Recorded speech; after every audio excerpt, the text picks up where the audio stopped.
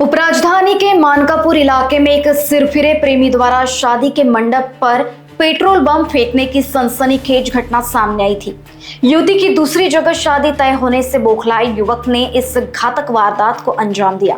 हालांकि मेहमानों की सूझबूझ और पुलिस की तत्परता के चलते एक बड़ा हादसा टल गया और युवती का विवाह शांतिपूर्वक संपन्न हुआ।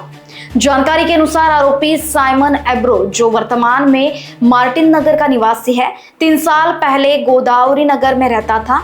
वहीं उसकी पहचान पड़ोस में रहने वाली 21 वर्षीय युवती से हुई। धीरे धीरे यह दोस्ती प्यार में बदल गई। जब युवती के परिवार को इस संबंध का पता चला तो उन्होंने विरोध किया और साइमन को युवती से दूर रहने की चेतावनी दी, और जिसके बाद युवती का विवाह दूसरे युवक के साथ लगाया गया, जिसके बाद बौखलाए युवक ने ऐसा कदम उठाया। मानकापूर पोलीस स्टेशनच्या हद्दीमध्ये एक तक्रारदार आहेत जे गोदावरीनगर झोपडपट्टी गोरेवाडा रोड या ठिकाणी राहतात। यांच्या घरामध्ये त्यांच्या मुलीचं लग्न होतं आणि त्यांच्या मुलीचा जो मित्र आहे त्या मित्रानं या मुलीचं लग्न ठरल्याच्या रागातून हळदीच्या कार्यक्रमाच्या दिवशी दिनांक 5 मे रोजी मुलीच्या घराजवळ जाऊन मंडपामध्ये पेट्रोल भरलेली बाटली आणि त्याला वात लावलेली होती आणि त्या वातीला आग लावून ती बाटली त्याने मंडपामध्ये फेकली।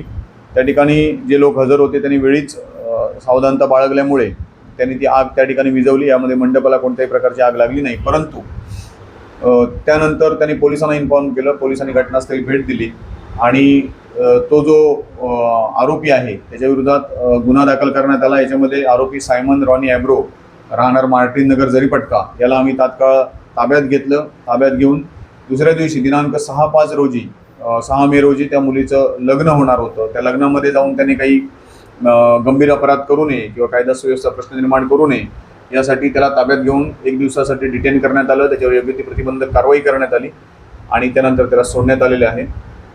सध्या या गुन्ह्याचा तपास चालू आहे। लोकवाहिनी मीडिया के लिए विशाल बंबड़वार, नागपुर।